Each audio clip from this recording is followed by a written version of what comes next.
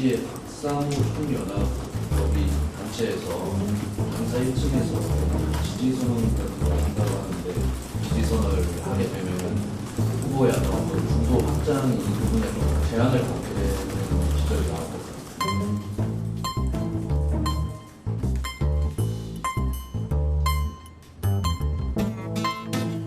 선거는 모든 힘을 하나로 모으고 그것을 잘 녹여내는 과정이라고 생각합니다. 대통령이라면 비록 소수지만 그분들의 목소리와 그분들의 눈물에도 관심 가져야 된다고 생각하고요.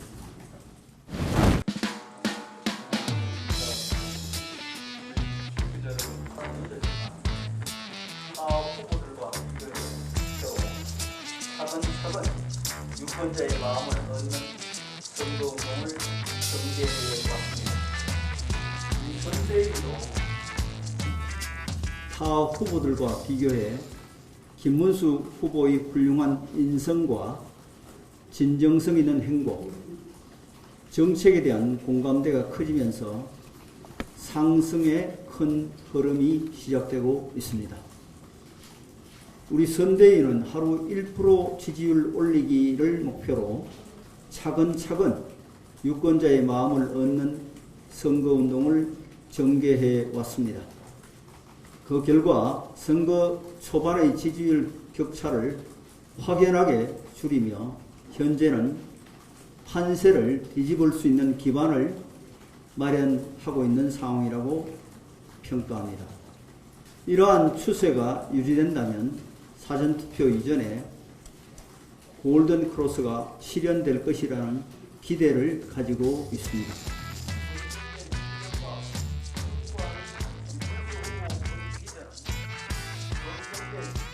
이제 소위 말하는 빅텐트가 이기는 빅텐트가 되기 위해서는 우리 후보의 지지율을 좀 더 올려야 됩니다.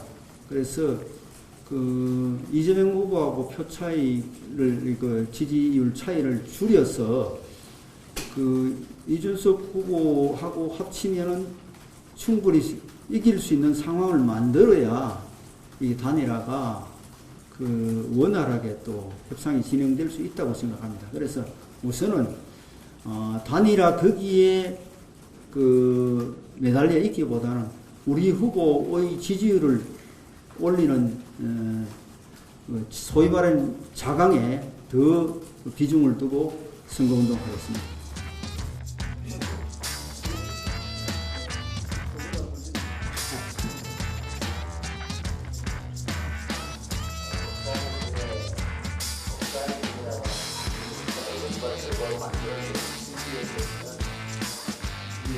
박상우 총연합법이 단체에서 당사 1층에서 지지선언 같은 걸 한다고 하는데 이게 만약에 박상우 이무임이 지지선언을 하게 되면 후보의 어떤 중도 확장 이 부분에 좀 제한을 받게 되는 시절이 나왔거든요.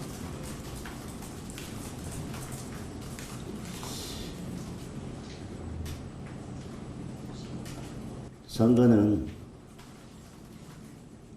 모든 힘을 하나로 모으고 그것을 잘 녹여내는 과정이라고 생각합니다. 많은 대한민국 국민들이 계시고 그분들의 생각과 방향과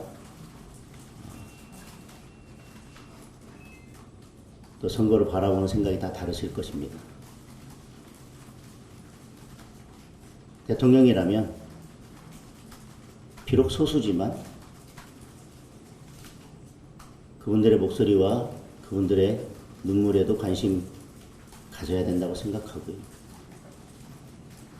우리가 서로 갈등하고 서로 비판하고 상대편에 있는 분들도 저는 다 대한민국 국민이라고 생각합니다.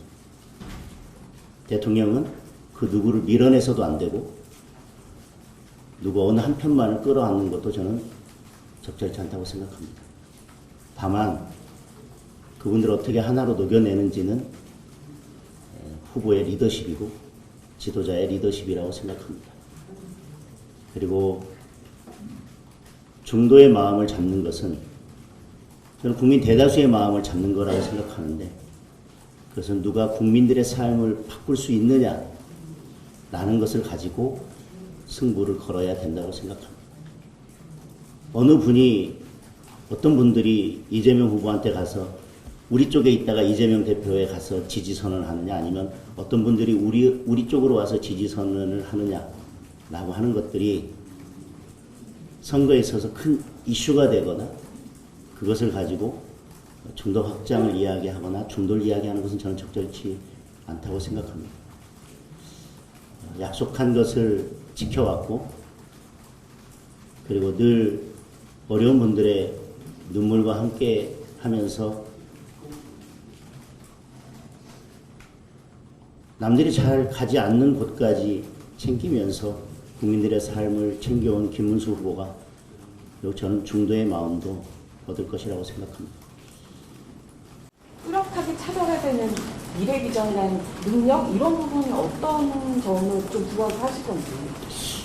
저희들이 이미 충분히 공약을 냈다고 생각합니다.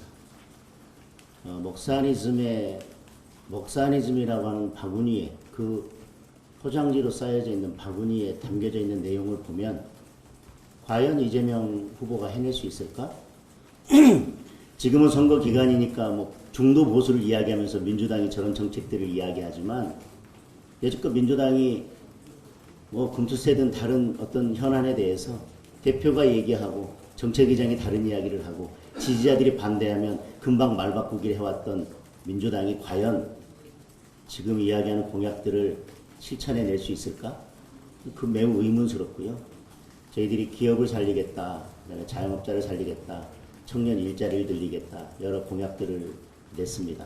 살펴봐 주시고, 중요한 것은 그런 공약들을 실천해내고 누가 결과로 만들어낼 수 있을지에 대해서는 김문수 후보의 두 번의 경기도지사 시절 무엇을 만들어냈는지, 이재명 후보의 경기도지사 시절 도대체 무엇을 만들어냈는지, 저는 그 결과가 뚜렷하게 보여주고 있다고 생각을 하고, 김문수 후보의 공약은 실천이 되지만 이재명 후보의 공약들은 그저 공기에 흩어지는 공약이 될 것입니다. 그렇게 목사니즘을 이야기하고 여러 공약을 이야기하는 분이 지금 계속 얘기하지만 120원 커피, 호텔 경제학, 빚 막내도 된다, 대한민국은 점령군이다. 그의 인식이 대한민국의 미래입니다. 대통령 후보의 인식이 대한민국의 미래이고, 그가 살아온 삶이 대한민국의 미래입니다. 이재명 후보의 과거에서 결국 대한민국의 미래를 보게 될 것입니다. 김문수 후보의 과거에서 대한민국의 미래를 보게 될 것입니다. 구체적이지 않았다는 평가도 나왔던 것 같은데, 이 토론은 좀 어떻게 전략하세요? 공세적인 게 반드시 유리할까요? 저는 토론에서 보여주는 것은, 그리고 국민들이 보고 싶은 것은 세세한 정책의 내용이나 어떤 사실을 가지고 공격하는 것보다 그 전체적인 토론의 과정을 통해서 대한민국의 품격을 보고 싶고, 대한민국 리더다운 그런 모습을 보고 싶을 것입니다. 예를 들면 후보님께 여러 차례 말씀드렸어요. 주도권 토론을 할 때는 질문하시고 상대가 계속 답변하시는 것을 그냥 계속 두지 마시고 적절한 시점에 여기까지 듣고 제 주도권 들으니까 그 다음 질문하겠습니다, 이렇게 하시는 게 좋겠다라고 말씀드렸는데, 후보님께서 계속 그렇게 말씀하세요. 질문했으면 답변할 시간을 주는 게 맞지 않냐. 토론 방식으로 죄송합니다. 토론 방식으로서, 토론의 기술로서는 그게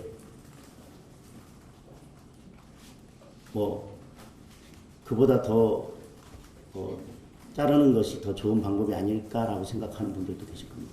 그러나 내가 질문했으면 나한테 좀 불리하더라도, 내가 마음에 들지 않는 답변이라도 답변할 수 있는 시간을 주는 게 맞지 않나요? 라고 하는 것이 한 나라를 이끌 지도자의 모습이라고 생각합니다.